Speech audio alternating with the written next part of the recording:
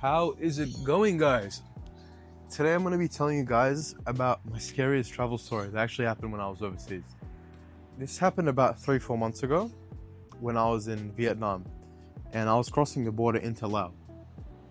And I decided for this journey to take a bus instead of a plane, as I usually do. You know, for the new experience, new possibilities that could happen. And this bus was actually really nice. It had a full bed, blankets, TV, nice view. TV wasn't working, but it was still great. PowerPoints, everything. And it was meant to be 23 hours. It did not end up being 23 hours.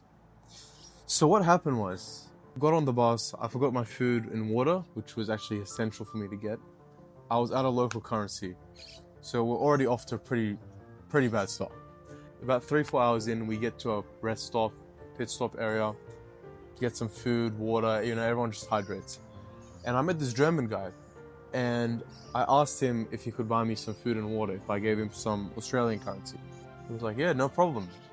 So we're eating, drinking our water, and he asked me, so you've got your visa? I want you guys to imagine how shocked I was when he said that. Because from what I knew, from my research, from asking around, to get into Laos, you do not need a visa already stamped in your passport, which was what he was implying. I told him essentially I thought you could get a visa on arrival. And he told me the specific border that we're going to requires a visa stamped inside the passport. So yeah, I was very upset at this point, thinking about different things I'm going to have to do. I'm going to have to go back into Vietnam, get my stamp, or I'm going to have to just skip this whole trip together. So we get back onto the bus, and out of just my stress, I ended up falling asleep. And we get to the border at around 6 a.m. the next morning. I hand my passport to the immigration officer, and he just immediately without a doubt, just says no. You shall not pass! Yeah, that was a bit of a heartbreaker. Luckily, there were these 2 other people from the UK, great people. They were in the same situation as me, except they had an e-visa, which they did not accept at this border. So we ended up having to get our bags together. Only issue was the bags had crossed the border, and our only way of getting these bags back was if we left our passports behind. Now, for those of you who haven't traveled much or haven't traveled at all, when you're overseas, the last thing you want to have off you is your passport. Your passport is everything. That is your way out of danger. That is your way back. And for you to leave it behind with some random authorities in the middle of nowhere is very, very risky. Yeah, knowing me, I just left my passport. I dumped it with them. I went in to get my stuff, came back, and luckily nothing happened to it. Now I had to plan about what was going to happen. There was this lady there, and she had a taxi offering to take us to the other border, which is down south. That was honestly our only option at that point. There was no other border that would accept visa on arrival, except if you took a plane in. At that point, plane wasn't really an option for me. So yeah, we ended up going with this random car. It wasn't really a taxi, to be honest. We ended up paying him about 140 Australian each with the couple from the UK. A few hours pass, we get to the other border, and there's this bus waiting for us, which the guy had organized for us, and it was about $70 for that as well.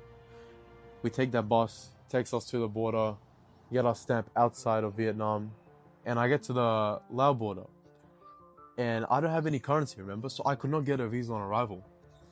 My only option was to take this motorbike into the city to an ATM and pay about 3-4 times the actual price I was going to pay for my visa. So we get to the ATM, come back, dump the guy my money, get the stamp of my visa, run back to the bus. Mind you, I was the last person that I needed to get their stamp.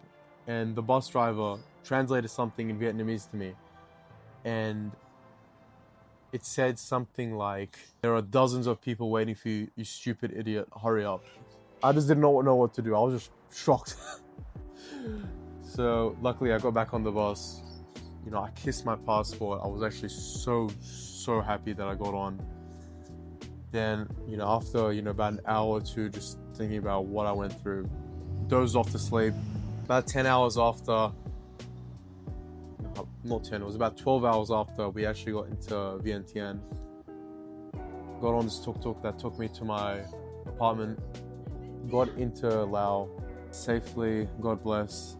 But yeah, that is probably, up until now, one of my scariest travel stories. It took me about 40 hours to get through it, and I ended up spending a lot more than I should have, which was a very big disadvantage if you're trying to budget. I don't want to make this video to throw you guys off traveling, because obviously the experiences like this do happen, but I just want to show you guys the truth to it. It's not all sunshine and rainbows like you might see on social media. There is a lot of bullshit that happens, and this is actually a breeze in the park compared to what other creators have gone through. That's why I keep saying this is my scariest travel story so far, because I know this is not the end of these stories. But I hope you guys enjoyed this video. I hope you can learn something from it. I just really hope it doesn't throw you off this stuff, because travel is beautiful. I think this is a positive within a negative. And experiences like this actually make your trip better. They actually make it more memorable, because this is something I won't forget for a while. Peace out.